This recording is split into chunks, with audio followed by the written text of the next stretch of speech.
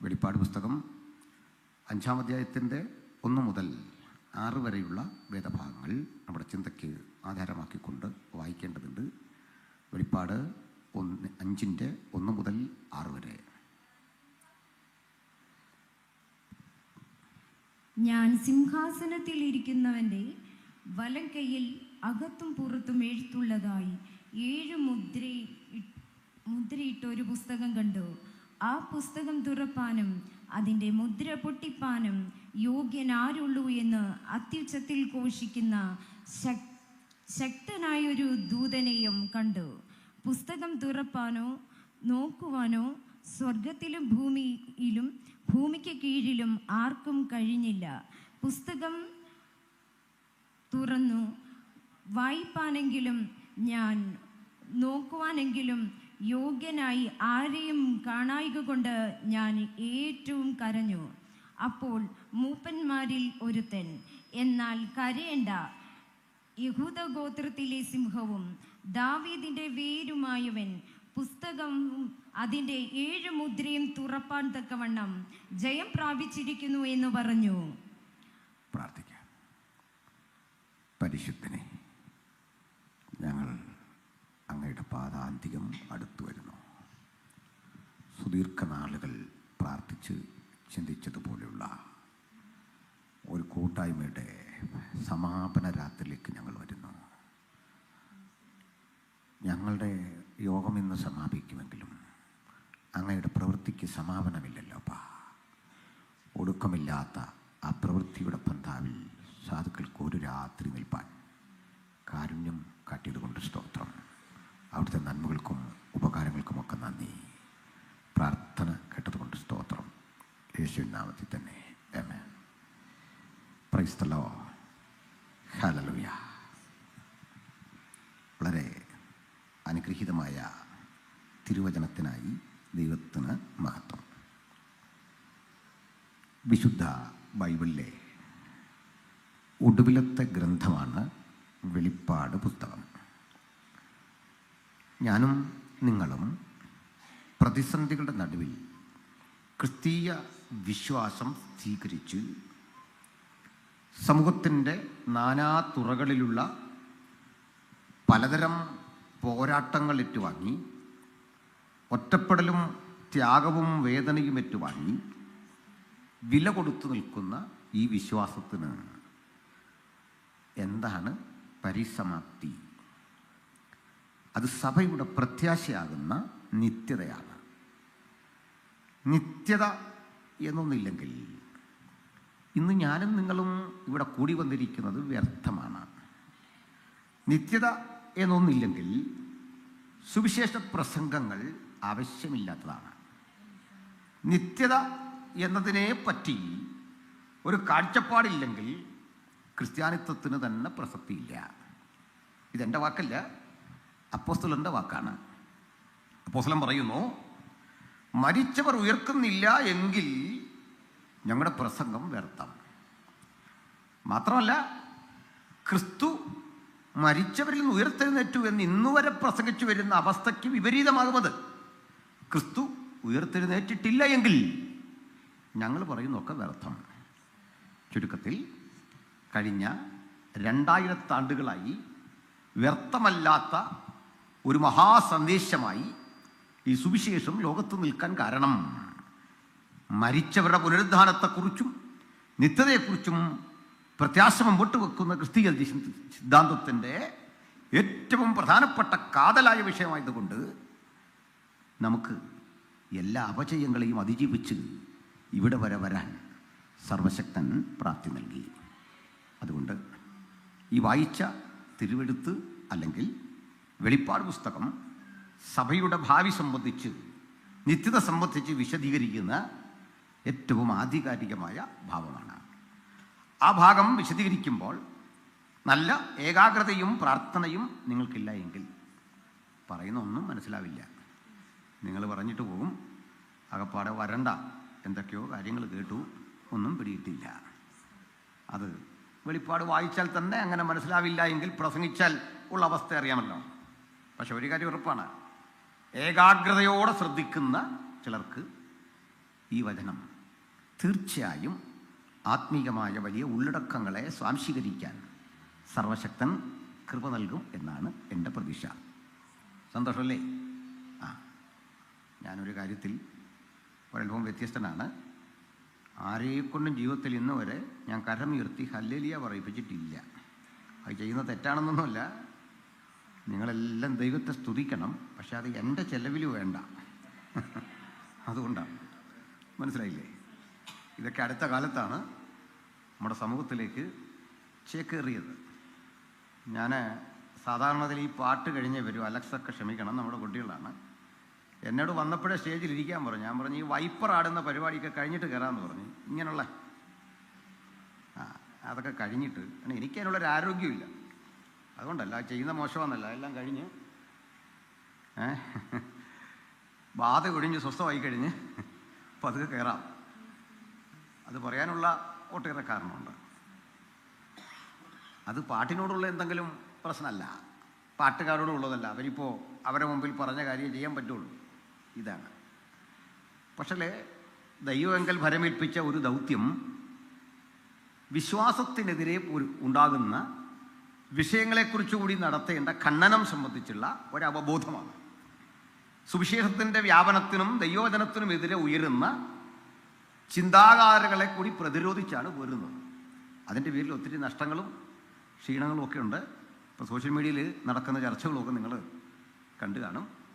ബഹുമാനപ്പെട്ട കർത്താവനദാസൻ പരിണിതപ്രജ്ഞനായ MD തോമസിച്ചാൻ ഇവിടെ ഉണ്ട്. ഞാൻ പൊതുവിൽ ഇത്തരം പാട്ടുകളെയൊക്കെ കുറിച്ചുള്ള വിമർശനം നടത്തുന്ന വഴിക്ക് ഒരു പാട്ടിൽ ഒരു അബദ്ധം ചൂണ്ടിക്കാണിച്ചു. എനിക്ക് അബദ്ധം തോന്നിയ കാര്യം അത് അബദ്ധമാകണമെന്നില്ല കേട്ടോ. അലക്സ് അത് വാഴോന്നറിയില്ല. അതിൽ ഹാ മണവറയ്ക്കകത്ത് നീ അണയും സമയത്ത് ശ്രീ മഹാരാജ്ഞിയെ നിന്നെ കാണുവാൻ സ്വർഗകാമിനി ഗണം അമിത കുതുകമോട് ആദരാലരികെ വരും തവ കൈകളിൽ കാന്തൻ പിടിക്കും മോദവാൻ.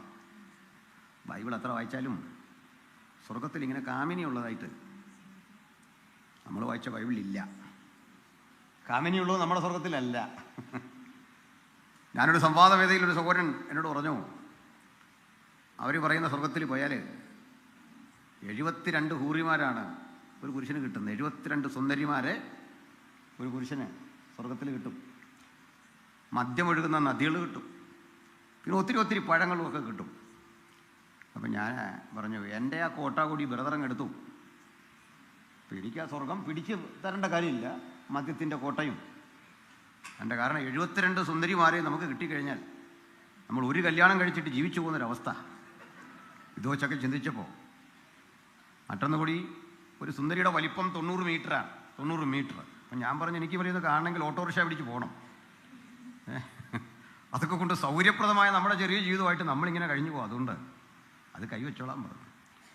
അപ്പോൾ അവിടെ സ്വർഗമുണ്ട്. പിന്നെ അപ്സരകന്യകളെക്കുറിച്ച് നിരവധി പുരാണങ്ങളിലുണ്ട്. പക്ഷെ ബൈബിളിലെ സ്വർഗത്തിൻ്റെ പ്രത്യേകത, അവിടെ സ്ത്രീയില്ല, പുരുഷനില്ല. ക്രിസ്തു യേശുവിൽ നമ്മൾ ദൂതതുല്യരാകും.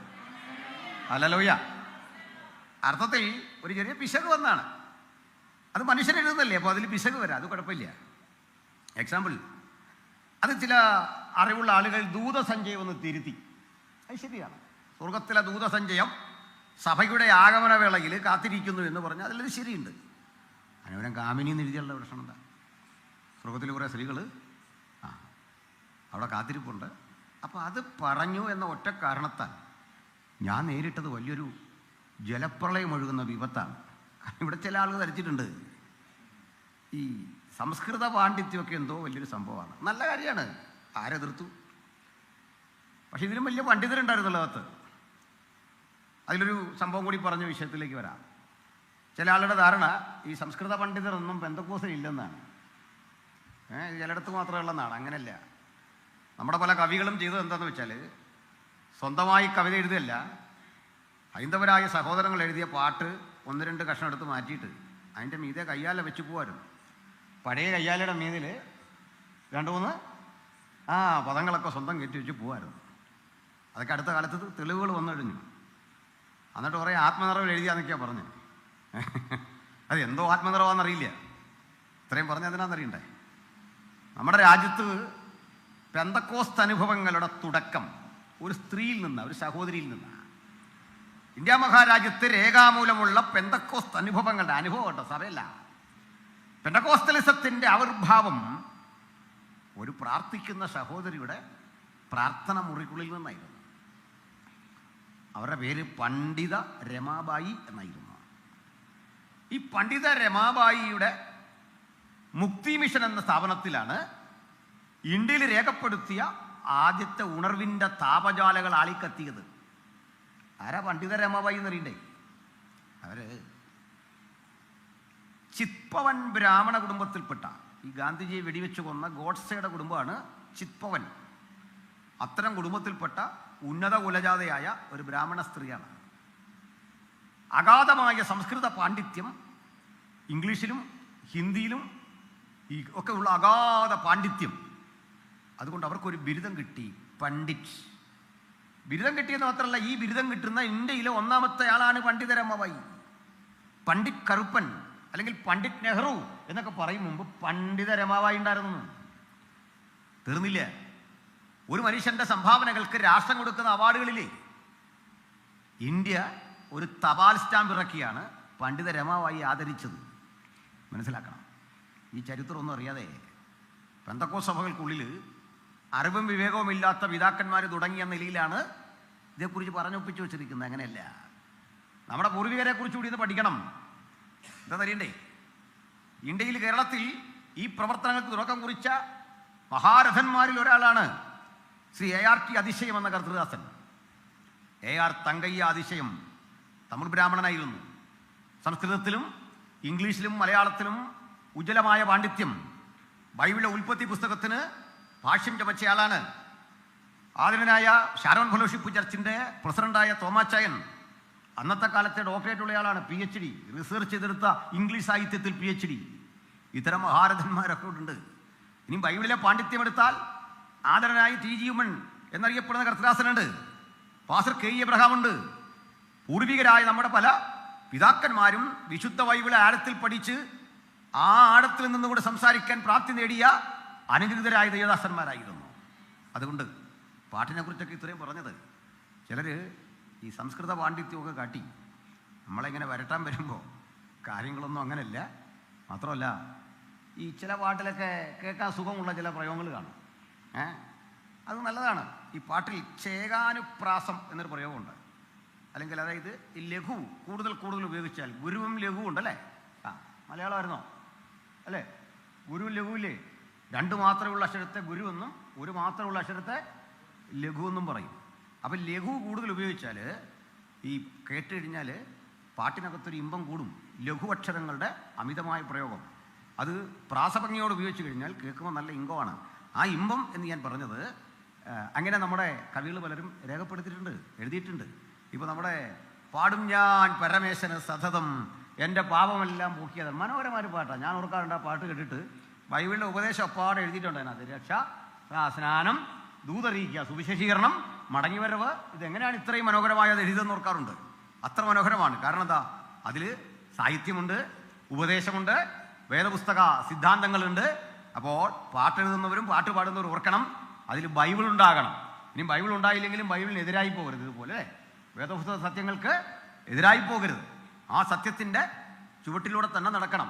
ഈ സാഹിത്യം തെറ്റിയാലോ ബാക്കിയൊക്കെ തെറ്റിയാൽ നമുക്ക് ശരിയാക്കാം. ഉപദേശം തെറ്റിയാൽ പിന്നെ വലിയ പാടാണ്, ഭയങ്കര പാടാണ്. അത് എവിടെയെങ്കിലൊക്കെ പോയി നമുക്ക് ശരിയാക്കാം അല്ലേ? ഇവരോട് പറഞ്ഞ ഒരു മെഷർമെൻ്റൊക്കെ പോയി കഴിഞ്ഞാൽ, ആ നോട്ടൊക്കെ പോയി കഴിഞ്ഞാൽ അതവർ ചെയ്യും. അതിനായ സംഗീതം അതവർ വേണ്ട വിധത്തിൽ ഒന്ന് ഇടിച്ചൊതുക്കൊക്കെ തരും. അങ്ങനെയല്ലേ? എന്നാൽ ഉപദേശം പോയി കഴിഞ്ഞാൽ അവർ ഇടിച്ചൊതുക്കാൻ ഒക്കത്തില്ല, നടക്കുകയില്ല. അതുകൊണ്ട് ബൈബിളിലെ ഉപദേശം വളരെ പ്രധാനപ്പെട്ടതാണ്. ആ ചിന്തകൾ വളരെ പ്രധാനപ്പെട്ടതാണ്. ഞാൻ ഇത്രയൊക്കെ പറഞ്ഞത് ഇന്ന് നമ്മുടെ തലമുറ വന്നിട്ട് പാട്ടിനെക്കുറിച്ചോ സംഗീതത്തെക്കുറിച്ചോ ഒക്കെ ഉള്ള നമ്മുടെ പരമ്പരാഗത കാഴ്ചപ്പാടിൽ നേരെ മാറി അതിൻ്റെ ശരിതെറ്റുകളിലൂടെയാണ് ഇന്ന് നമ്മുടെ കാലം പൊയ്ക്കൊണ്ടിരിക്കുന്നത്. അവിടെയാണ് നമ്മൾ വചനം കേൾക്കേണ്ടതിനും ദൈവജനത്തിൻ്റെ ശരിയായ ആരാധനയെക്കുറിച്ച് ഗ്രഹിക്കേണ്ടതിനുമുള്ള ഉന്നതമായൊരു ബോധം നമ്മളിലെല്ലാം ഉണ്ടാകണം. Price the Lord. അപ്പം ഞാനിനി മുഖപുര നീട്ടാതെ ഈ വെളിപ്പാട് പുസ്തകത്തിലേക്ക് കടക്കുകയാണ്. ഇതിൻ്റെ 5-ാം അധ്യായമാണ് വായിച്ചത്. 5-ാം അധ്യായം 4-ാം അധ്യായത്തിലെ ഒരു സംഭവത്തിൻ്റെ തുടർച്ചയാണ്. ധന്യനായ യോഹന്നാൻ പത്മോസ് ദ്വീപിൽ സുവിശേഷ നിമിത്തം തടവറയിൽ കിടക്കുകയാണ്. തടവറ എന്ന് പറഞ്ഞാൽ ഒരു ഓപ്പൺ ജയിലാണ്. അക്കാലഘട്ടത്തിൽ ക്രൂരന്മാരായ റോമിലെ അടിമകളെ കൊണ്ടിടാൻ വേണ്ടി, കൊണ്ട് തട്ടാൻ വേണ്ടിയുള്ള ഒരു ഏകാന്ത തടവറ. അതിന് ഉള്ള സംവിധാനം എന്ന് പറയുന്നത് അഴിയൊന്നുമില്ല, അതൊരു ദ്വീപാണ്. ആ ദ്വീപിലേക്ക് കൊണ്ട് തട്ടും. അവിടെ കിടന്ന് കൽക്കരിക്കനിയിൽ പണിയെടുക്കണം. കപ്പൽ ഇടയ്ക്കിടയ്ക്ക് കൽക്കരി കെട്ടാൻ വരുമ്പോൾ ഇവർക്കുള്ള ഭക്ഷണപ്പൊതികൾ എറിഞ്ഞു കൊടുക്കും. അത് കിട്ടിയാലായി, ഇല്ലെങ്കിലായി. പ്രായാധിക്യം കൊണ്ട് വീർപ്പ് മുട്ടുന്ന മനുഷ്യര്, മനോരോഗികൾ, കൊടും കുറ്റവാളികൾ ഒക്കെ ഉൾക്കൊള്ളുന്ന ആ സ്ഥലത്തേക്ക് ദൈവപുരുഷനെ സുവിശേഷ സംബന്ധിയായി അവിടേക്ക് കൊണ്ട് തട്ടി. അദ്ദേഹം ആ കിടപ്പിൽ എന്തൊക്കെയായിരിക്കും ചിന്തിക്കാൻ നോക്കുക. തൊട്ടടുത്ത് കിടക്കുന്നത് ഒരു കൊടും ക്രിമിനലാണ്, ഒരു കുറ്റവാളിയാണ്. അപ്പുറത്ത് ജീവശ്വാസം വലിച്ചു കിടക്കുന്ന, പ്രാണൻ നഷ്ടപ്പെടാൻ തുടങ്ങുന്ന മറ്റൊരുത്തൻ കിടക്കുന്നു. ഇനി അതിനപ്പുറത്ത് സമനില തെറ്റിയ മറ്റൊരാൾ എന്തൊക്കെയോ പുലമ്പിക്കൊണ്ടിരിക്കുന്നു. വ്യത്യസ്തങ്ങളായ ഈ ജീവിത പശ്ചാത്തലങ്ങളുടെ നടുവിൽ ഭക്തൻ പറയുകയാണ്, കാര്യം ഇങ്ങനെയൊക്കെ ആണെങ്കിലും എൻ്റെ ചുറ്റും ഭ്രാന്തന്മാർ അലറുന്നുണ്ട്. അപ്പുറത്ത് ഈ മാംസം കടിച്ചു പറിക്കാൻ ക്രൂര മൃഗങ്ങൾ ഓടി വരുന്നുണ്ട്. ഞാനും ഏതാണ്ടൊക്കെ ജീവിതത്തിൻ്റെ അന്ത്യഘട്ടത്തിലേക്ക് എത്തിയെന്ന് ശരീരത്തിൻ്റെ ഭാഷ പറയുന്നു. 90-95 വയസ്സ് പ്രായമായി കഴിഞ്ഞു. നിവരെ നിൽക്കാൻ ത്രാണി നഷ്ടപ്പെട്ടു. ഇവിടെ കിടന്ന് ഞാൻ മരിക്കുമെന്നൊക്കെ എവിടേക്കോ ഇരുന്ന് എൻ്റെ ബോധം എന്നെ പഠിപ്പിക്കുന്നു. പക്ഷെങ്കിൽ കർത്തൃ ദിവസത്തിൽ ഈ പ്രതിസന്ധിയുടെ നടുവിലും ഞാൻ ആത്മവിവശനായി. ഒരു കാര്യം ഇന്ന് രാത്രി ദൈവമക്കൾ ഉറപ്പിച്ചുകൊള്ളണം. പരിസ്ഥിതി ഏതായിരുന്നാലും ആത്മപകർച്ചയുടെ ആഴങ്ങൾ ജീവിതത്തിലേക്ക് ഒഴുകിക്കഴിഞ്ഞാൽ ആർക്കും അതിനെ തടയാൻ സാധിക്കില്ല. ഒരു പത്മോസിനും തടയാനാവാത്ത വിധത്തിൽ, ഒരു നിയമത്തിനും തടയാനാവാത്ത വിധത്തിൽ, ഒരു സാഹചര്യത്തിനും ഉന്മൂലനം ചെയ്യാൻ കഴിയാത്ത വിധത്തിൽ ആത്മപകർച്ച വ്യാപരിച്ചപ്പോൾ കർത്തൃ ദിവസത്തിൽ ഞാൻ ആത്മവിവശനായി. അങ്ങനെയെങ്കിൽ ആത്മവിവശതയുടെ ഹേതുവായ ആ ദൈവസാന്നിധ്യം ഞാനിങ്ങനെ ആസ്വദിച്ചിരിക്കവേ ഒരു നാദം എൻ്റെ കാതിൽ കേട്ടു. സുന്ദരമായൊരു ശബ്ദം എൻ്റെ കാതിൽ കേട്ടു. യോഹന്നാനേ, പരിചിതമായ ശബ്ദം കേട്ടപ്പോൾ ഞാൻ എൻ്റെ കാത് കൂർപ്പിച്ച് പിടിച്ചു. ഹല്ലേലൂയ. അങ്ങനെയാണ് സ്നേഹമുള്ള ശബ്ദം കേൾക്കുമ്പോൾ നമ്മൾ കാത് കൂർപ്പിച്ച് പിടിക്കും. പ്രായമായ ആളുകളെ എടാ എന്നാരും വിളിക്കില്ല. പക്ഷെ പഴയ കൂട്ടുകാരൻ വഴിയോരത്ത് കണ്ടാൽ എടാ എന്ന് ചൊല്ലി പേർ ചൊല്ലി വിളിച്ചാൽ കാത് കുറിപ്പിച്ചിരിക്കാൻ കാരണം എടാ എന്ന് വിളിക്കാൻ അധികാരം അവകാശമുള്ള ഒരു കൂട്ടുകാരൻ ഇവിടെയുണ്ട്. യോഹന്നാനേ എന്ന് വിളിച്ചപ്പോൾ കാത് കുറിപ്പിച്ചിരിക്കാൻ കാരണം ഈ ഒറ്റപ്പെട്ട തടവറയിൽ ക്രൂരന്മാർ അപ്പുറത്ത് നിൽക്കവേ, ഭ്രാന്തന്മാർ കടിച്ചു കുടയാൻ നിൽക്കവേ, കഴുകന്മാർ കുത്തിവലിക്കാൻ നിൽക്കവേ സ്നേഹമുള്ള സ്വാന്തനമുള്ളൊരു ശബ്ദം. ഈ രാത്രി ആ ശബ്ദത്തിൻ്റെ പേരാണ് സുവിശേഷം. അകത്തും പുറത്തും ആ ശബ്ദം ഒരുപോലെ തൻ്റെ പ്രവൃത്തി ചെയ്തുകൊണ്ടിരിക്കുന്നു. ആ ശബ്ദപരിധിക്കുള്ളിലാണ് ഈ രാത്രി തിരുവെഴുത്ത് കേൾക്കുന്നതെങ്കിൽ ആ ശബ്ദത്തിന്റെ ഉടമയെ ഈ കേൾവിക്കാരുടെ മുമ്പിൽ ഉയർത്തിക്കാട്ടിക്കൊണ്ട് സുവിശേഷത്തിന്റെ ആത്യന്തികമായ ആ സന്ദേശം ഞങ്ങൾ ഇങ്ങനെ പറഞ്ഞുകൊള്ളട്ടെ, മറ്റൊരുവരിലും രക്ഷയില്ല. നാം രക്ഷിക്കപ്പെടുവാൻ ആകാശത്തിന് കീഴിൽ മനുഷ്യരുടെ ഇടയിൽ നൽകപ്പെട്ട അതുല്യ നാമം നമ്മുടെ കർത്താവായ യേശുക്രിസ്തുവിന്റെ തിരുനാമം. ആ മഹാനാമം നമുക്ക് രോഗശാന്തിയാണ്. ആ നാമം നമുക്ക് വിടുതലാണ്. ആ നാമം ഇരുട്ടിൽ നമുക്ക് മാർഗദർശനമാണ്. ഏത് കുറ്റാക്കുറ്റിരുട്ടിനെയും മാറ്റിമറിക്കുന്ന ആ ഉജ്ജ്വല ദീപം കരുതിയാണ് ഇവിടെ വന്നിരിക്കുന്നതെങ്കിൽ അതിന്റെ വെളിച്ചത്തിലേക്ക് അനേകായിരങ്ങൾ കടന്നു വരത്തക്ക വിധം പ്രാർത്ഥന കാര്യക്ഷമമാകാൻ നമുക്ക് ഒരു രാത്രി ഒരിക്കൽ കൂടി സമർപ്പിതരാകാം. ആ ശബ്ദം കേട്ടു. യോഹന്നാനേ, എന്നോട് സംസാരിച്ച നാദം എന്തെന്ന് കാണേണ്ടതിന് ഞാൻ തിരിഞ്ഞു നോക്കി. അതിന് കാരണമുണ്ട്. യോഹന്നാൻ അറിയാം വ്യത്യസ്ത നാദത്തെപ്പറ്റി, വ്യത്യസ്ത കാഹളങ്ങളെപ്പറ്റി. കാഹളം നീട്ടി ഊതുമ്പോൾ യഹൂദ യാത്ര പുറപ്പെടേണ്ടതുണ്ട്. പാളയം. യോഹന്നാനും ഒരു യഹൂദ ഗോത്രക്കാരനാണ്. അദ്ദേഹം വകയിൽ യേശുവിൻ്റെ ഒരു ബന്ധുവാണ്, ഒരു സഹോദരനാണ്, അമ്മയുടെ അനിയത്തിയുടെ മകനാണ്. അങ്ങനെയുള്ള യോഹന്നാൻ ഒരു നാദം കേട്ടു. ആ നാദം എന്താ? ഇസ്രായേൽ യുദ്ധത്തിന് പുറപ്പെടുകയാണോ, അതോ പാളയം യാത്ര പുറപ്പെടുകയാണോ? ഗംഭീര ധ്വനിയായ ആ കാഹളം കേൾക്കുമ്പോൾ കിഴക്കേ പാളയം യാത്ര പുറപ്പെടണമെന്ന നിയമം അനുസരിച്ച് എന്താണ് ഈ ശബ്ദം? ആ ശബ്ദം ഒരു കാര്യം വ്യത്യസ്തമായി പറഞ്ഞു. യോഹന്നാനെ, ഈ നാദത്തിന്റെ ദൗത്യം തീരുന്നില്ല. ഇതൊന്നുമല്ലാത്തൊരു സന്ദേശം ഇവിടെ കയറി വരിക. ദാ ഇവിടെ വാ, ഇവിടെ വാ. ദാഹിക്കുന്ന ഏവരുമേ ഇവിടെ വാ. വിഷണ്ണരായവരെ ഇവിടെ വാ. സത്യാന്വേഷകരെ ഇവിടെ വാ. പതിതരെ, പ്രാണൻ നഷ്ടപ്പെടാൻ കാത്തിരിക്കുന്നവരെ, ആത്മഹത്യയുടെ മുനമ്പത്ത് നിൽക്കുന്നവരെ, ചിന്താക്കുഴപ്പം കൊണ്ട് വീർപ്പുമുട്ടുന്നവരെ, ദാ ഇവിടെ വാ. ധനവും മാനവും പുരാതന സമ്പത്തും ശാശ്വത ഐശ്വര്യങ്ങളുമുള്ള ആ ദൈവപുത്രനെ ഇന്ന് രാത്രി പാപപരിഹാരകനായി ജീവിതത്തിന്റെ സകല ചോദ്യങ്ങൾക്കും ഉത്തരമായി ഞങ്ങൾ വീണ്ടും വരച്ചു കാട്ടുന്നു. ദാ ഇവിടെ വാ. യോഹന്നാൻ ആത്മവിവശതയിൽ ഒരു സ്ഥലത്തെത്തി. അതിൻ്റെ പേരാണ് സ്വർഗം. Price the Lord. ഇനിയിപ്പോൾ ഈ സ്വർഗം എന്നൊക്കെ പറഞ്ഞ് എന്തോ കുഴപ്പം പിടിച്ചൊരു സ്ഥലമാണെന്നൊക്കെ ആണ് ആളുകളുടെ ചിന്ത. അടുത്ത കാലത്തൊരു വിദ്വാൻ പറയുന്നത് കേട്ടു, ഭൂമിയിലൊരു വാഴക്ക ഉണ്ടാക്കാത്ത ദൈവ സ്വർഗത്തിൽ എന്ത് ചെയ്യുന്നൊക്കെ അല്ലേ. എന്നോട് പറഞ്ഞൊരു വീഡിയോ ഇറക്കാൻ. ഞാൻ പറഞ്ഞു, ഞാനിപ്പോൾ ഈ ചൂടിലൊരു വീഡിയോ ഇറക്കിയാൽ അത് ഓവറായിപ്പോവും, വിട്ടേക്കാൻ പറഞ്ഞു. ഇവരൊക്കെ സമൂഹത്തിൽ കുറെ നിലയും വിലയൊക്കെയുള്ള മനുഷ്യരാണേ. വിവേകമുണ്ടാകണം, അറിവുണ്ടാകണം. നമ്മുടെ ഇവിടെ വരെ വന്ന വഴികളെക്കുറിച്ച് പഠിക്കണം. എങ്ങനെയാണ് ഇത്രയും ലോകത്തെ മനസ്സിലാക്കാൻ കഴിഞ്ഞതെന്നുള്ളതിൻ്റെ പശ്ചാത്തലം പഠിക്കണം. ഈ ഗ്രന്ഥം പഠിക്കണം, ഇതിൻ്റെ ഉള്ളടക്കം പഠിക്കണം, ദൈവത്തിൻ്റെ ഇടപെടലിനെ കുറിച്ച് പഠിക്കണം. ഇതൊന്നും ഗ്രഹിക്കാതെ വായിൽ വരുന്നത് കോതയ്ക്ക് പാട്ടുന്ന മട്ടിൽ തട്ടിവിട്ട് കഴിഞ്ഞാൽ ഉൾക്കൊള്ളാൻ ചിലരൊക്കെ ഉണ്ടായേക്കും. അപ്പോൾ ഈ സ്വർഗത്തെക്കുറിച്ച് നിത്യതയെക്കുറിച്ചൊക്കെ പറയുന്നത് എന്തോ അപകടം പിടിച്ചൊരു കാര്യമായി, കുഴപ്പം പിടിച്ച കാര്യമായിട്ട് പലർക്കും തോന്നുന്നുണ്ട്. പക്ഷെ ദൈവത്തെ വിശ്വസിക്കുന്ന നമുക്ക് സ്വർഗം ഒരു നാച്ചുറലായ പ്ലേസാണ്, ഒരു സ്വാഭാവികമായ സ്ഥലമാണ്. എന്താ കാര്യം? മനുഷ്യരാശിയുടെ ജീവിതത്തിന് ഭൂമി കൊണ്ട് അവസാനിക്കുന്ന, ഇഹലോകം കൊണ്ട് അവസാനിക്കുന്ന താൽക്കാലികതയാണെങ്കിൽ ആ ജീവിതം അർത്ഥശൂന്യമാണ്. നിലനിൽക്കുന്ന ഒരു ആത്മാവുണ്ട് എന്ന് വിശുദ്ധ ബൈബിൾ കൃത്യമായി പഠിപ്പിച്ചു. തെറ്റുപറ്റാത്ത യേശു തൻ്റെ തെറ്റുപറ്റാത്ത നാവ് കൊണ്ട് നമ്മെ പഠിപ്പിച്ച തിരുവെഴുത്താണ് നമ്മൾ ഇന്ന് വായിച്ചതും പഠിക്കുന്നതും. സ്തോത്രം. ഇവിടെ കയറി വരിക. യോഹന്നാൻ ചെന്നു. ഇതിനിടയ്ക്ക് ഈ സ്വർഗം ദർശനത്തിൽ കണ്ട ഒത്തിരി ആളുകൾ, അവകാശപ്പെടുന്ന ഒത്തിരി ആളുകൾ നമ്മുടെ ആൾക്കാരുടെ കൂടെ ഉണ്ട്. ഇതൊന്നും കേൾക്കാൻ പോരും. 10-20 കൊല്ലം മുമ്പ് ഒരു പെൺകുട്ടി ഈ തിരുവല്ല ഭാഗത്ത് സ്വർഗം കണ്ടൊരു പെണ്ണുണ്ടായിരുന്നു. ഒരു പുസ്തകമൊക്കെ എഴുതി. അതിനകത്ത് രസകരമായൊരു കാര്യമുണ്ട്. ഞാൻ സ്വർഗത്തിലെത്തിയപ്പോൾ യേശുപ്പച്ചൻ അവിടെ നിൽക്കുന്നു. ഞാൻ യേശുപ്പച്ചനെ കണ്ടത് ഓടിച്ചെന്നു. യേശുപ്പച്ചൻ എന്നെ വിളിച്ചുകൊണ്ടൊരു പൂന്തോട്ടത്തിൽ കൊണ്ടുപോയി. അവിടെ മനോഹരമായൊരു തടാകം. ആ തടാകത്തിലൂടെ സ്വർണ്ണ നിറമുള്ള മത്സ്യം, സ്വർണ്ണ മത്സ്യം. അപ്പോൾ ഈ തടാക സ്വർണം, നിൽക്കുന്ന ആള് സ്വർണം, മൊത്തം സ്വർണ്ണമാണ്. അവസാനം മീൻ പിടിച്ചുകൊണ്ട് വന്നു, സ്വർണ്ണ ചീനച്ചട്ടിയിലിട്ട് എനിക്ക് വറുത്ത് തന്നു. അതും മേടിച്ച് വായിച്ച പുള്ളികളുണ്ട്. ഇപ്പോൾ അതിൻ്റെ അനന്തരാവസ്ഥ ഞാനിപ്പോൾ പറയുന്നില്ല. ഞങ്ങൾ അന്നേ പറഞ്ഞു, ഇതൊന്നും വിറ്റഴിക്കാൻ സമ്മതിക്കരുത്.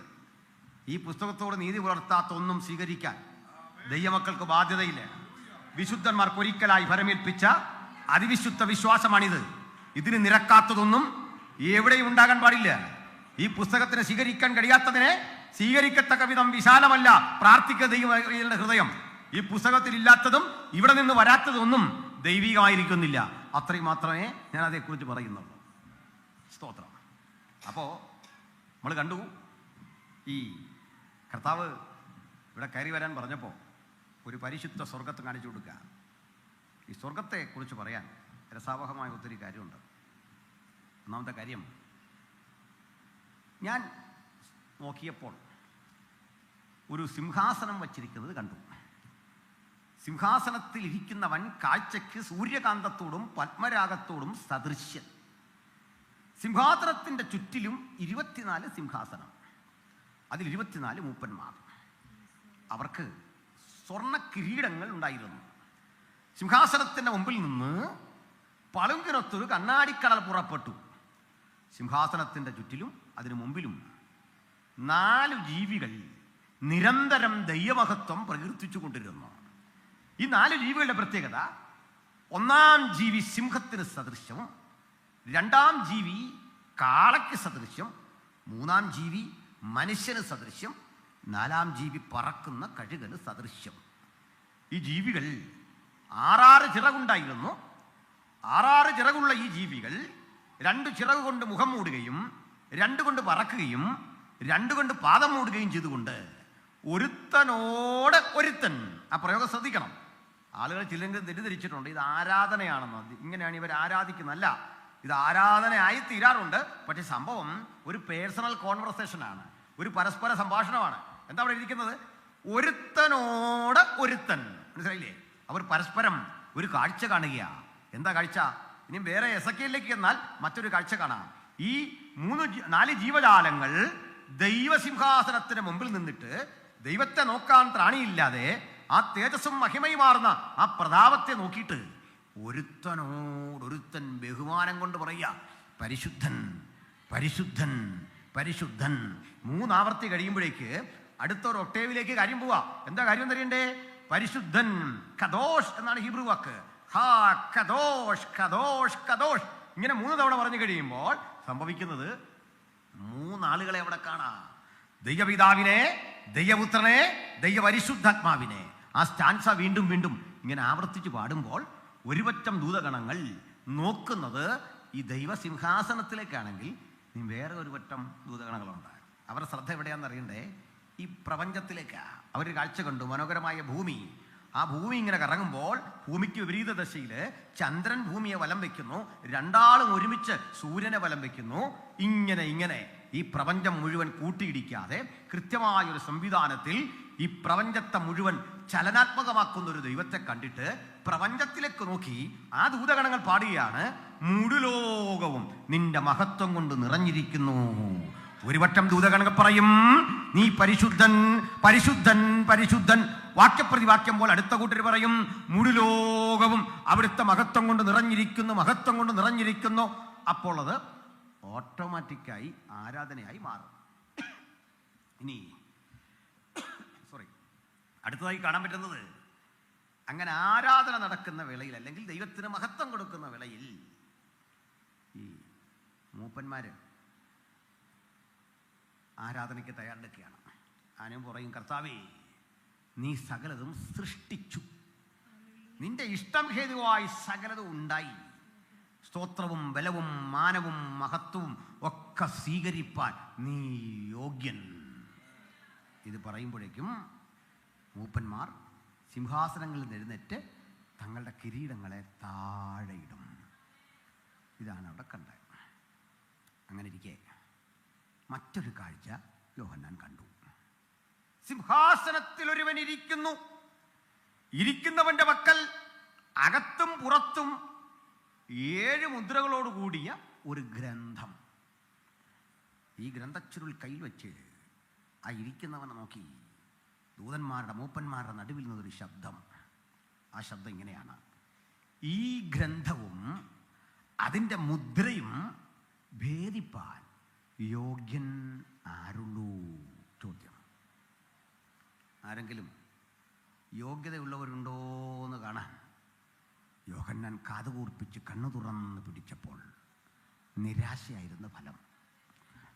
ആ നിരാശ കരച്ചിലിന് വഴിമാറി. ഞാൻ നോക്കുമ്പോൾ സ്വർഗത്തിലും ഭൂമിയിലും എവിടെയും ഈ പുസ്തകവും അതിൻ്റെ മുദ്രയും ഭേദിക്കാൻ യോഗ്യനായി ഒരുവനെയും കണ്ടില്ല. ഞാൻ ഏറ്റവും കരഞ്ഞു. മൂപ്പന്മാരിൽ ഒരുത്തനടുത്ത് വന്ന് എന്നോട്, കരയണ്ട, യഹൂദാ ഗോത്രത്തിലെ സിംഹവും ദാവീദിൻ്റെ വേരുമായവൻ പുസ്തകവും അതിൻ്റെ മുദ്രയും ഭേദിപ്പാൻ ജയം പ്രാപിച്ചിരിക്കുന്നു. 3ാമതായി ഒന്നുകൂടി കാണുന്നു. ഞാൻ നോക്കിക്കൊണ്ടിരിക്കെ ഒരു കുഞ്ഞാട് അറുക്കപ്പെട്ടതുപോലെ നിൽക്കുന്നത് കണ്ടു. 3 വ്യത്യസ്ത പ്രയോഗങ്ങൾ, 2 തമ്മിൽ നേരിയ സാമ്യമുണ്ട്. മൂപ്പന്മാരിൽ ഒരുത്തൻ യോഹന്നാനെ ആശ്വസിപ്പിച്ചിട്ട് പറയുന്നത്, കരയണ്ട. എന്നിട്ട് ഈ ഗ്രന്ഥം ഭേദിക്കാൻ യോഗ്യതയുള്ളവന്റെ അപരാഭിധാനം, ആ ആഡ്ജക്റ്റീവ് ഒന്ന് പറഞ്ഞു കൊടുക്കുക. എന്തൊക്കെയാണ്? യഹൂദഗോത്രത്തിലെ സിംഹം, ദാവീദിന്റെ വേര്. ഇത് ഗൗരവമുള്ള 2 പ്രയോഗങ്ങളാണ്. ആ 2 പ്രയോഗങ്ങൾ ഒന്ന് പരിശോധിച്ചു പോകാം. 12 ഗോത്രങ്ങൾ ഇസ്രായേൽ മക്കൾക്കുണ്ട്.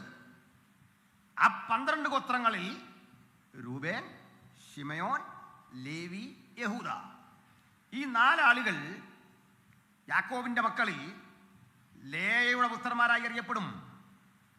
ഈ 4 മക്കൾക്കൊരു പ്രത്യേകതയുണ്ട്. ഒന്നാമന്റെ പേര് രൂബേൻ എന്നാകുന്നു. രൂബേൻ, ആ പദത്തിന്റെ അർത്ഥം നോക്കൂ ഒരു പുത്രൻ. അവരുടെ ചരിത്രം നമുക്കറിയാം. ആ ചരിത്രത്തിന് ചില വേദനിപ്പിക്കുന്ന കഥകളുടെ ഓർമ്മകളുണ്ട്. യാക്കോബിന് 2 ഭാര്യമാരുണ്ടായിരുന്നു. അതിൽ ലേയ അനിഷ്ടയും റാഹേല് ഇഷ്ടയുമായ 2 ക്യാരക്ടേഴ്സ് ആയിരുന്നു. നമുക്കതും അറിയാം.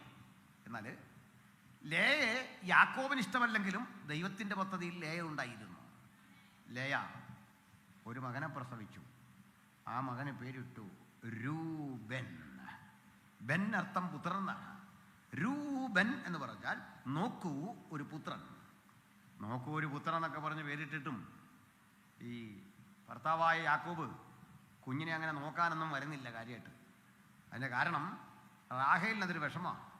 അതുകൊണ്ട് പുള്ളി കാണാൻ പോകുന്നില്ല. അവ രണ്ടാമത് ഒരു മകനെ കൂടി ദൈവം കൊടുത്തു, ശിമയോൻ. അവനൊരു പേരിട്ടു യഹോവ കേട്ടു.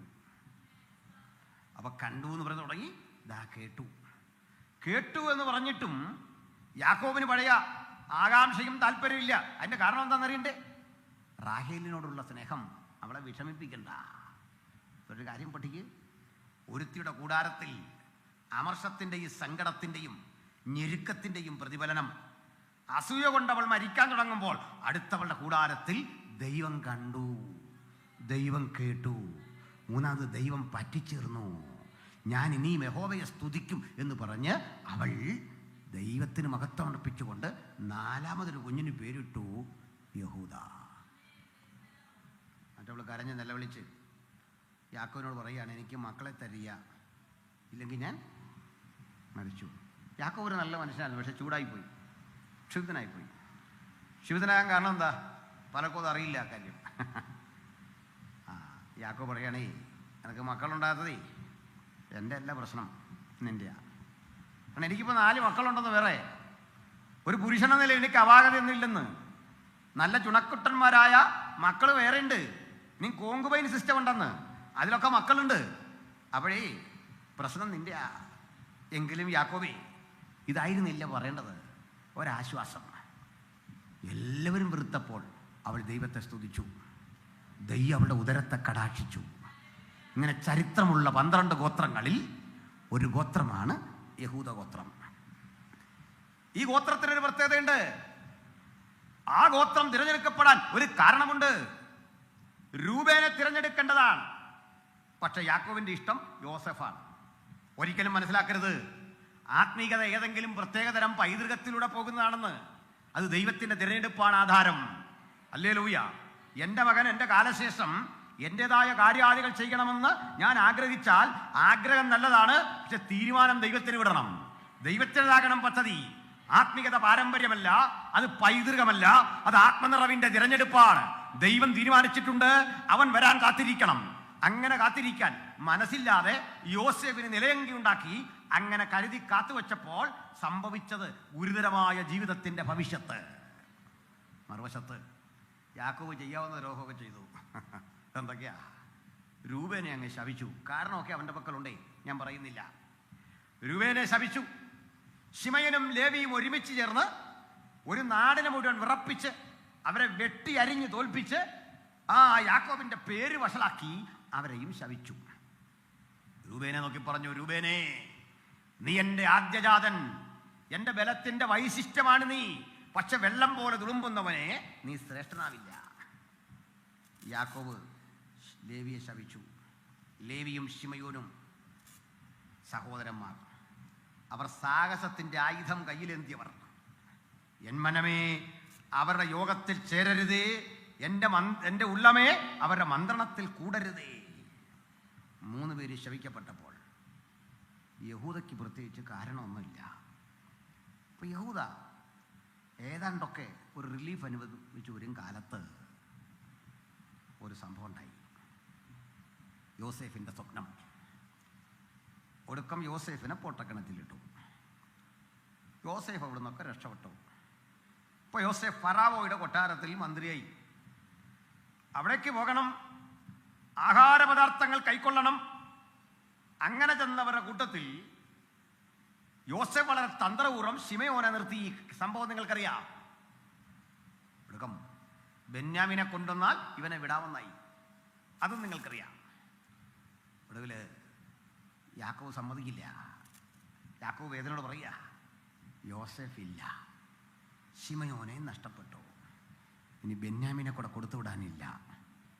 ആ പിതൃസഹജമായ ഹൃദയത്തിൻ്റെ വേദന അങ്ങനെ നിൽക്കവേ യാക്കോബ് വീണ്ടും മക്കളെ വിളിച്ചിട്ട് പറഞ്ഞു, ആഹാരമില്ല, നിങ്ങൾ പോകണം, ഈജിപ്തിലേക്ക് പോകണം, സാധനങ്ങൾ കൊണ്ടുവരണം.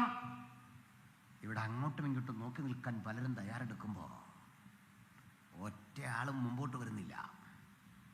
എല്ലാവരെയും അമ്പരപ്പിച്ചുകൊണ്ട് ഒരുവൻ മാത്രം മുമ്പോട്ട് വന്നു. അതാ യഹൂദ. യഹൂദ അപ്പൻ്റെ അരിയിലേക്ക് വെറുതെയല്ല വന്നത്.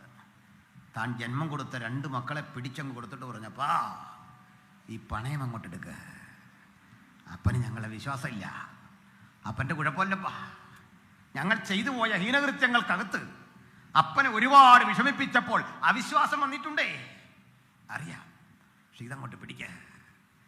അപ്പാ, ഞാൻ വാക്ക് പാലിക്കുന്നില്ലെങ്കിലേ, ഞാൻ നീ പറഞ്ഞ പോലെ ചെയ്യുന്നില്ലെങ്കിലേ എൻ്റെ മക്കൾ നിങ്ങൾക്ക് അടിമകളാ, ഇതാ പിടിക്ക്.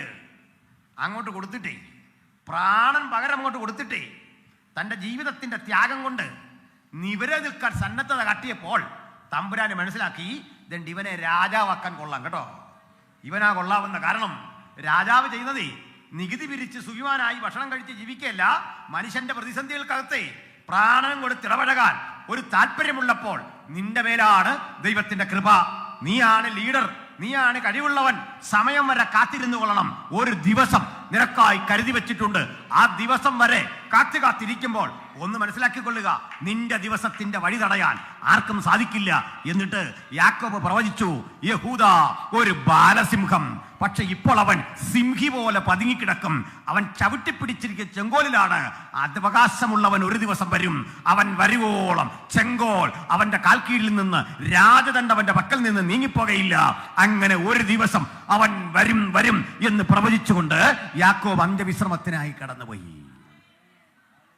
ഫറവോന്റെ അടുത്ത് ചെന്നു, നാട്ടിൽ ചെന്നു. യോസേഫ് പറഞ്ഞ രക്ഷയില്ല. ബെന്യാമിനെ കാണിച്ചു. ഇതാ ഒടുക്കം കാര്യമെല്ലാം പറഞ്ഞപ്പോ യോസേഫിനോട് യഹൂദ പറയാ, യജമാനനെ, അങ്ങയുടെ ദാസനായ എൻ്റെ അപ്പൻ വീട്ടിലുണ്ട്. ഈ ബാലനെ തരില്ല. ബാലന്റെ ഹൃദയം അപ്പൻ്റെ ഹൃദയത്തോട് പറ്റിയിരിക്കുന്നു. യജമാനനെ, ഞങ്ങൾ കൊണ്ടുവരാതിരുന്നാലേ അപ്പൻ്റെ പ്രാണൻ നശിക്കും. വാർദ്ധക്യത്തിൽ അപ്പൻ മരിക്കുന്നതേ, നമ്പരപ്പെട്ട് മരിക്കുന്ന കാണാൻ ത്രാണിയില്ല യജമാനനെ. പകരം അടിയനെ ഇവിടെ അടിമയാക്കി എടുക്കാം. അടിയൻ നിന്നുള്ള ഇങ്ങനെ ഇടിവിൽ നിൽക്കാൻ കഴിയുന്നവന് മാത്രമേ ഉയരത്തിലെ രാജാധികാരത്തിൻ്റെ സുഖം അനുഭവിക്കാൻ കഴിയൂ. ഓടി രക്ഷപ്പെടുന്നവന് പറ്റിയ പണിയല്ലിത്. പ്രാണൻ കൊടുത്ത് വിലയ്ക്ക് വാങ്ങാൻ കഴിയുന്നവന് മാത്രമേ ഈ മഹത്തരമായ ശുശ്രൂഷയുടെ ആഴങ്ങൾ തിരിച്ചറിയാനായിട്ട് പറ്റൂ. ഞാൻ റെഡി. ഇതാ യഹൂദ ഗോത്രത്തിൻ്റെ ഗുണം. മനസ്സിലായോ? ആ ഗോത്രത്തിൽ നിന്ന് നമ്മുടെ കർത്താവ് ജനിക്കുന്നത്. അതുകൊണ്ടേ പുസ്തകം തുറക്കാൻ യോഗ്യനാരുള്ളൂ എന്ന ചോദ്യത്തിനൊരു തെളിവ് കൊടുക്കുക. യഹൂദ ഗോത്രത്തിലെ സിംഹം, ഇത് പതുങ്ങിക്കിടന്ന സിംഹമാണ്. പലർക്കും അറിയില്ല ഈ പതുങ്ങിക്കിടക്കുന്ന സിംഹത്തെ. ശാന്തഗംഭീരനായി സിംഹം പതുങ്ങിക്കിടക്കുമ്പോൾ ഉപദ്രവിക്കാൻ ചെന്നാൽ അതിൻ്റെ ദേഹത്ത് തൊട്ടാൽ അനങ്ങാതെ കിടക്കുന്നു. കാരണം അവകാശമുള്ളവൻ വരും വരെ ഞാൻ കാത്തു സൂക്ഷിക്കേണ്ട ചെങ്കോൽ ദാ എൻ്റെ പക്കല. ഒരുവൻ ഇതുവഴി വരുമ്പോൾ തീർച്ചയായും എൻ്റെ പക്കലേക്ക് ഈ അധികാരം ഓടി വരും. അധികം പേർക്ക് അത് പിടികിട്ടിയില്ല. അതിന് കാരണമുണ്ട്. യേശു എന്ന യഹൂദ ഗോത്രക്കാരൻ പെരുവഴിയിലൂടെ കടന്നു പോകുമ്പോഴൊക്കെ ആളുകൾ പറഞ്ഞു പരിഹസിക്കും. ഓരോന്ന് പറഞ്ഞ് പരിഹസിക്കാറുണ്ട്. അത് ചിലർ വിളിക്കുക ശാസ്ത്രമറിയാത്തവൻ, തച്ചൻ്റെ മകൻ, അറിവ് കെട്ടവൻ, ഇങ്ങനെ പറഞ്ഞ് ആക്ഷേപിക്കുമ്പോൾ 2 കണ്ണിനും കാഴ്ചയില്ലാത്തൊരു പാവം മനുഷ്യൻ വഴിയോരത്തിരിപ്പുണ്ട്. അവൻ വിളിക്കുക, ദാവീദ് പുത്ര, ദാവീദ് പുത്ര.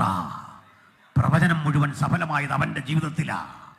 ആയിരക്കണക്കിന് പ്രവചനങ്ങളുടെ ആ ശബ്ദധാരകൾ ഒഴുകി വരുമ്പോൾ ഏറ്റെടുക്കാൻ കണ്ണു തുറന്ന് പലർക്കും കഴിയാതിരുന്നപ്പോൾ കണ്ണുകൾ നഷ്ടപ്പെട്ടവൻ പറയാ, ദാവീദ് പുത്ര, ദാവീദ് പുത്ര.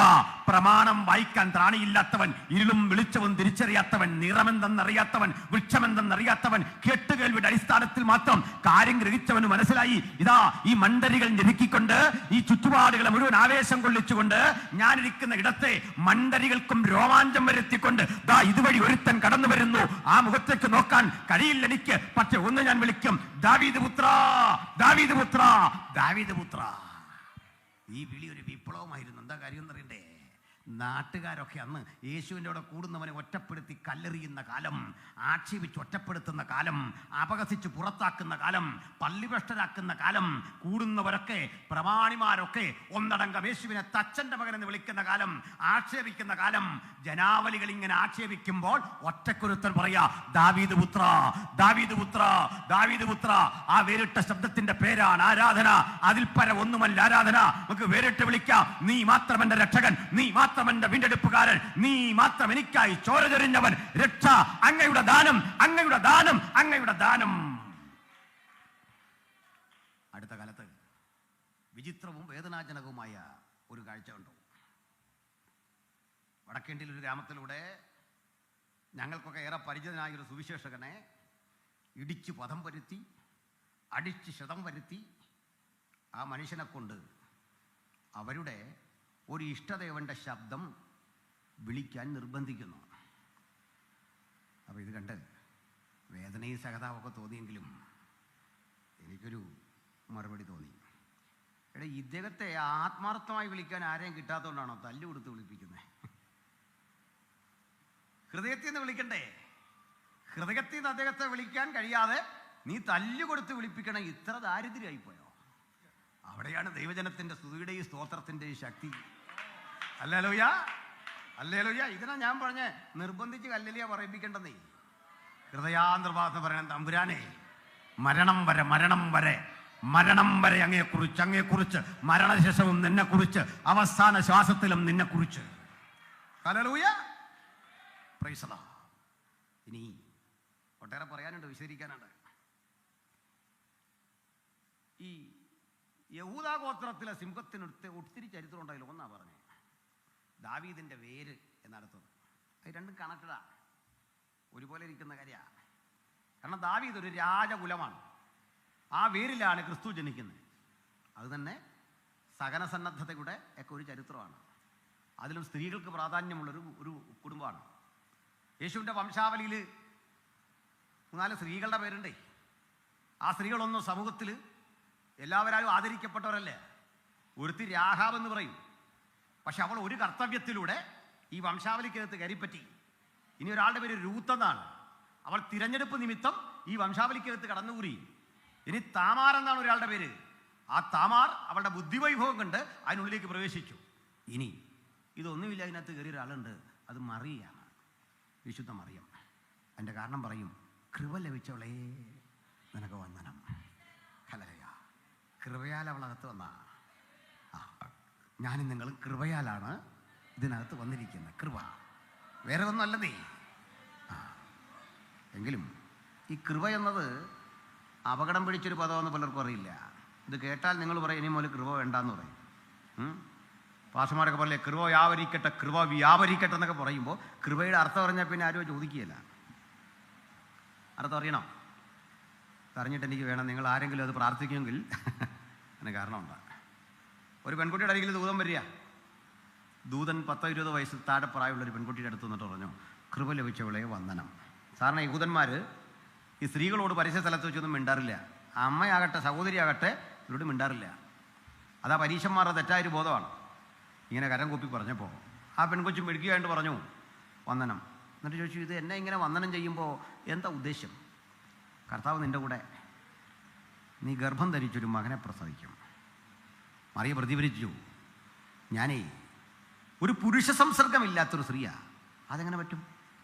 ദൂതൻ പറഞ്ഞു, നീ പഠിച്ചു വച്ച ജീവശാസ്ത്രത്തിൻ്റെ തത്വങ്ങളെല്ലാം നിൻ്റെ ജീവിതത്തിൽ അട്ടിമറിക്കപ്പെട്ട് ഒരു മിറക്കിൾ സംഭവിക്കുമെന്ന്, ഒരത്ഭുതം സംഭവിക്കും.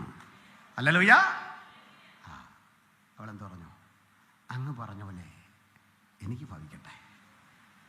ഈ പെങ്കൊച്ച് ഇത് ആദ്യം പങ്കിട്ടത് ആരോടായിരിക്കും?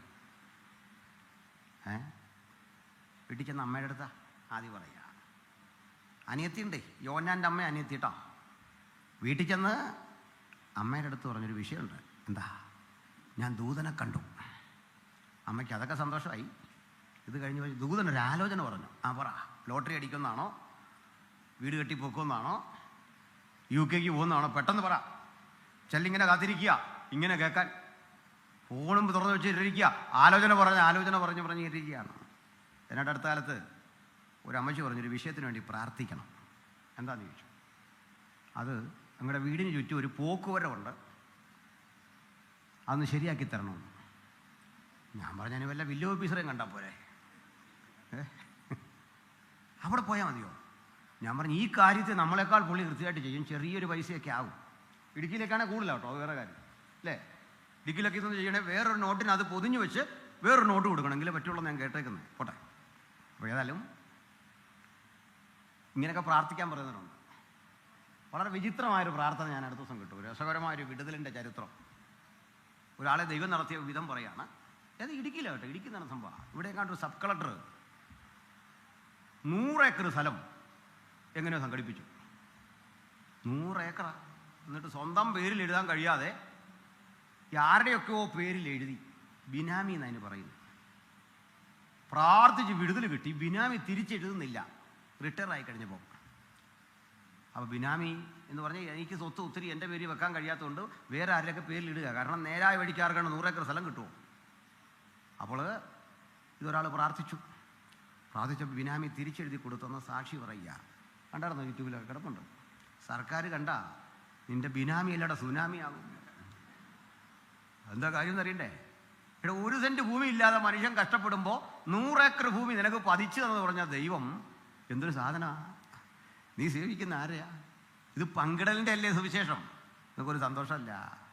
അങ്ങനെ ബിനാമി സ്വത്തും കള്ളപ്പണവും വെളുപ്പിക്കുന്ന പണം വെളുപ്പിക്കുന്ന ഏർപ്പാടല്ല ദൈവത്തിന്. ഇത് വേറെയാ, കളി വേറെയാ. വെറുതെ കളിക്കാതെ ദൈവത്തിൻ്റെ അടുത്ത് ഇത് വിട്ടുകൊടുത്ത് വിടുതൽ പ്രാപിക്കേണ്ട വഴിയാണ്.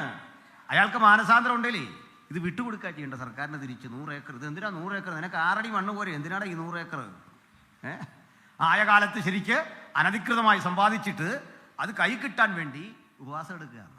ഇതിനും ദൂത് പറയുന്ന കുറേ മഹാരഥന്മാർ നമ്മുടെ നാട്ടിലുണ്ട്. സൂക്ഷിക്കണം. കർത്താവ് വിളിച്ചു പറഞ്ഞിട്ടുണ്ട് ഇത്തരം കാര്യങ്ങൾ. സ്തോത്രം. ഈ ദൂത് പറഞ്ഞവനൊക്കെ ഇനി അനുഭവിക്കാൻ പോകുന്നുള്ളൂ. കാരണം എന്താ? ഇതൊക്കെ പിടിക്കും. ഇങ്ങനെയാണ് ആളുകൾ ദൈവജനത്തെ അപഹസിക്കുന്നത്, ലോകം അപഹസിക്കുന്നത്. പരിശുദ്ധാത്മാവിൽ നിന്നുള്ള നമ്മുടെ കൂടെ നിൽക്കുന്ന ആളല്ല, അനീതിയുടെ കൂടെ നമുക്ക് ഒപ്പം നിൽക്കുന്ന ആളല്ല. നമ്മുടെ ദൈവം ദഹിപ്പിക്കുന്ന അഗ്നിയല്ലോ. ആ ദൈവത്തിന് നിലപാടുകളുണ്ട്. ആ ദൈവത്തിന് തന്നെ ജനം എങ്ങനെ ആയിരിക്കണം എന്നതിനെ ചൊല്ലി കാഴ്ചപ്പാടുകളുണ്ട്. ആമേൻ, സ്തോത്രം. എന്തിനാണ് ഇത്രയൊക്കെ പറഞ്ഞെന്നറിയണ്ടേ? ഇവിടെ ഇതാ മറിയോട് ദൂതറിയിച്ചു, കൃപ ലഭിച്ചവളെ നിനക്ക് വന്ദനം. അപ്പൊ കൃപ ലഭിച്ചു. അമ്മയുടെ അരിയിൽ പറഞ്ഞു, അമ്മ അതേ ദൂതൻ പറഞ്ഞത് എനിക്ക് കൃപ കിട്ടിയിട്ട് ഞാൻ ഒരു കുഞ്ഞിനെ ഗർഭം ധരിച്ച് പ്രസവിക്കും. അമ്മ നടുങ്ങിപ്പോയി. അമ്മ പറഞ്ഞു, നീ ഇന്ന് പറഞ്ഞതിരിക്കട്ടെ, ഒരു മനുഷ്യനോട് പറയരുത്, മിണ്ടാതിരി. അപ്പോൾ മിണ്ടാതെ അങ്ങനെ ഇരിക്കുമ്പോൾ ഒരമ്മയല്ലേ, തൻ്റെ കുട്ടിക്ക് വരുന്ന മാറ്റങ്ങൾ അമ്മയ്ക്ക് അറിയാം. അവളുടെ ശരീരഘടനയ്ക്ക് മാറ്റം വരും. അവളുടെ ഉദരമൊക്കെ വീർത്തു വരുന്നു. ഒരു മാതാവായി തീരാനുള്ള പ്രവണത കാട്ടി വരുന്നപ്പോൾ അമ്മയ്ക്ക് വീണ്ടും സങ്കടം.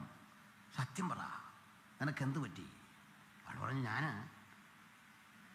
ഒരു കുട്ടിയെ എൻ്റെ ഉള്ളത്തിൽ കൊണ്ടുനടക്കുക. നീ എന്തായി പറയുന്നേ? ഗത്യന്തരമില്ല. അവസാനം അപ്പൻ്റെ അടുത്ത് പറഞ്ഞു, ഇങ്ങനൊരു വിഷയമുണ്ട്. അപ്പനാകപ്പാടെ പരിഭ്രാന്തനായി. എന്ത് ചെയ്യും?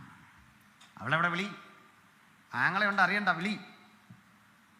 വിളിച്ചിട്ടേ മോളെ കണ്ടപ്പോൾ അപ്പന് അങ്ങനൊന്നും തുറന്ന് ചോദിക്കാൻ വയ്യ. കുഞ്ഞിഞ്ഞ് വന്നേ, പപ്പാടെ അടുത്ത് പറ, എന്താ പറ്റിയേ, പരിഹാരം ഉണ്ടാക്കാൻ പറ.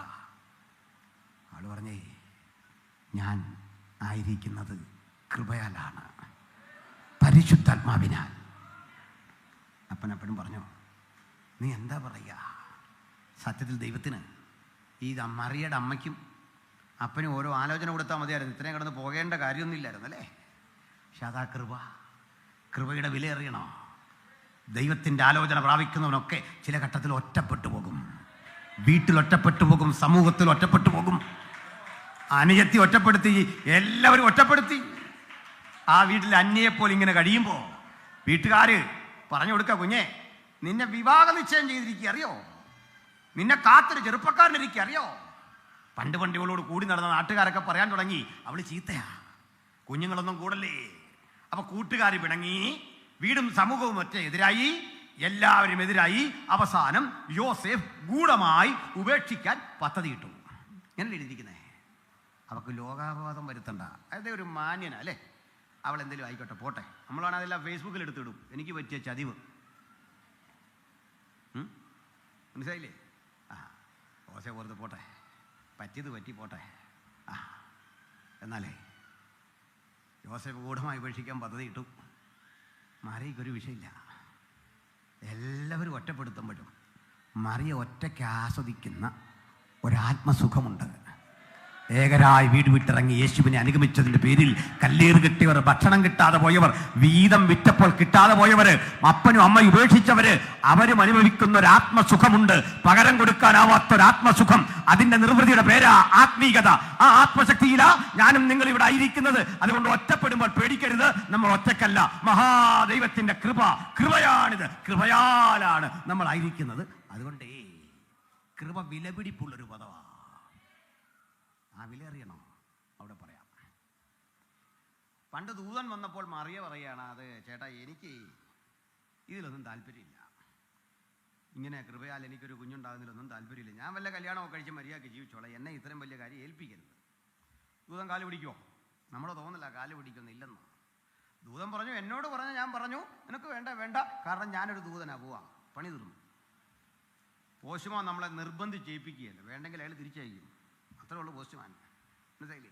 അത് വേണ്ട വേണ്ട. എന്നാൽ ഇതേ മനുഷ്യൻ, ഇതേ ദൂതൻ യോസേഫിൻ്റെ അടുത്ത് വന്നു.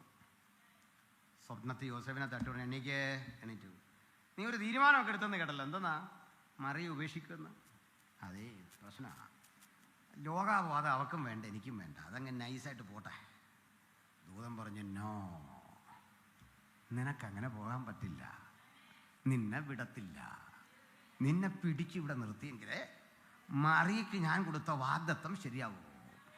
രണ്ട് കാരണമാ. ഒന്ന്, കൃപയുടെ വില അവൾ തിരിച്ചറിയും നീ ചെല്ലുമ്പോ. രണ്ടാമത്തെ കാര്യം, നീ നിന്ന് തരുന്നില്ല എങ്കിലേ യേശു ദാവീദ് പുത്രനാവില്ല. യേശു ദാവീദ് പുത്രനാകണമെങ്കിൽ വംശാവലിപ്പട്ടികയുടെ കണക്കിൽ നീ വേണം. ഇതാ ഇവിടെ നിവര നിൽക്കാൻ, വളർച്ചച്ഛനായി, യഹൂദ ഗോത്രക്കാരനായി അപമതിപ്പുണ്ടാക്കുമെന്ന് ലോകം പറഞ്ഞ ഈ വിഷയത്തിന്റെ ഉത്തരവാദിത്വം ഏറ്റെടുത്തിട്ട് ഇതാ ഞാനിവിടെ ഉണ്ട്, അവൾക്ക് വലങ്കരം കൊടുക്കാൻ, അവളെ രക്ഷിക്കാൻ. പണ്ടേ യോസേഫിന്റെ അരികിൽ കുരുങ്ങിപ്പോയ ശിമയോനെയും ബെന്യാമീനെയും രക്ഷിക്കാൻ നിന്റെ പൂർവികരെടുത്ത ഒരു റിസ്ക് ഇല്ലേ, ഒരു ഉത്തരവാദിത്വമില്ലേ? ചങ്കുറപ്പോടെ അതങ്ങോട്ട് കാട്ടിക്കൊടുക്ക്. നീ ഇന്ന് എനിക്ക് വേണ്ടി ഇങ്ങനെ റിസ്ക് എടുത്താൽ കാലമെത്ര കഴിഞ്ഞാൽ ലോകം നിന്റെ കമ്മ്യൂണിറ്റിയെ വാഴ്ത്തിക്കൊണ്ടിരിക്കും, നിന്റെ സമൂഹത്തെ ആദരിച്ചു കൊണ്ടിരിക്കും. നിന്റെ ആ സമൂഹം ആദരിക്കപ്പെടുമ്പോൾ ഒരു കാര്യം മനസ്സിലാക്കണം, ദൈവത്തിനായി നിവര നിൽക്കാൻ, ഒറ്റയ്ക്ക് ത്യാഗം സഹിക്കാൻ ജീവിതം സമർപ്പിച്ച ഒരാളെങ്കിലും ഇന്നുണ്ടെങ്കിൽ അതൊരു തോൽവിയല്ല, ഒരു മഹാവിജയം നിന്നെ കാത്തിരിക്കുന്നു. കണ്ണടയ്ക്കും മുമ്പ് ആ വിജയം കണ്ടല്ലാതെ ഇഹലോകം വിട്ടുപോകാൻ ഇടവരാത്ത വിധത്തിൽ ആ വാഗ്ദത്തം എന്നെ അനുഗമിച്ചുകൊണ്ടിരിക്കുന്നു. ഇഹലോകം വിട്ടുപോകും മുമ്പ് യോസേഫ്, നിനക്ക് മനസ്സിലാകും നീ എടുത്ത റിസ്ക്, അതിന്റെ ശ്രേഷ്ഠത, ആ ഉത്തരവാദിത്തത്തിന്റെ കനം അത് മനസ്സിലാകും. ആ യോസേഫ് അന്ന് തീരുമാനിച്ചു, ഇനി മേളില്ല. ഇങ്ങനെ വില കൊടുത്തിറങ്ങിയ ഒരു ഗോത്രമാ ദാവീദ് ഗോത്രം. വെറുതെ കിട്ടിയല്ലെന്നേ. അതുകൊണ്ട് ഒരു കാര്യം മനസ്സിലാക്കൂ, അഭിഷേകം അത് സൗജന്യ, രക്ഷ അത് സൗജന്യ, രക്ഷിക്കപ്പെട്ടവൻ ആത്മനിറവ് അത് സൗജന്യ. പക്ഷെ ഇത് കിട്ടിക്കഴിഞ്ഞാലുള്ള ജീവിതം കട്ടിയാന്നേ, അത് ചെലവേറിയതാന്നേ. ആ രക്ഷാനുഭവം പ്രാപിച്ച് വിശ്വാസത്തിലേക്ക് വരുന്ന രക്ഷ സൗജന്യം. ആത്മീക ജീവിതം ചിലവേറിയതാണ്. ആത്മാവിനെ പ്രാപിക്കുക സൗജന്യം, ആത്മനിറവ് നിലനിർത്തുക എന്നത് എക്സ്പെൻസീവാണ്.